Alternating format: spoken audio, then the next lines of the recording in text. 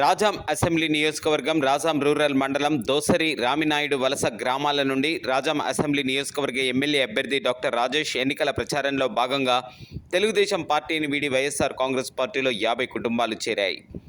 ఈ మేరకు నిర్వహించిన కార్యక్రమంలో ఎంపీపీ ప్రతినిధి, మండల పార్టీ అధ్యక్షులు లావేటి రాజగోపాల్ నాయుడు, జెడ్పీటీసీ బండి నరసింహులు, వైస్ ఎంపీపీ నక్కా వర్షిణి మోహన్, యాలాల వెంకటేష్, మండల వ్యవసాయ మండలి అధ్యక్షులు కోనేరి అప్పారావు, మాజీ పిఎస్సిఎస్ అధ్యక్షులు సోమంతుల వెంకటప్పల నాయుడు తదితరులు పాల్గొన్నారు.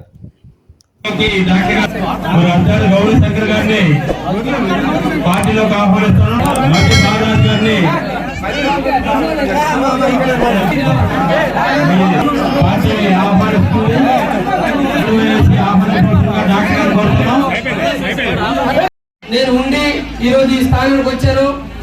తెలుగుదేశం పార్టీ కార్యాలయాల్లో వాళ్ళు ఆడుకున్న మాటలు ఏంటంటే, వంగర్లో మనకు మైనస్ ఉంది, రేగడిలో మైనస్ ఉంది, సంతకౌట్లో మైనస్ ఉంది అనేటువంటి మాటలు వాళ్ళలో భయం పుట్టింది. సార్, మీ గెలుపు ఖాయం, వాళ్ళలో గుబులు పుట్టింది.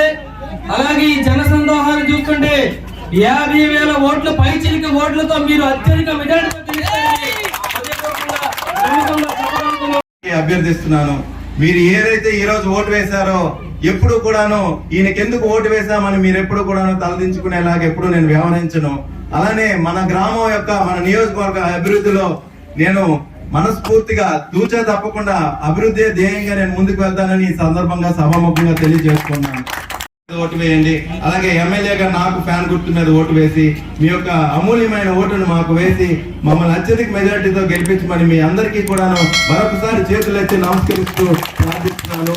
జై జగన్, జై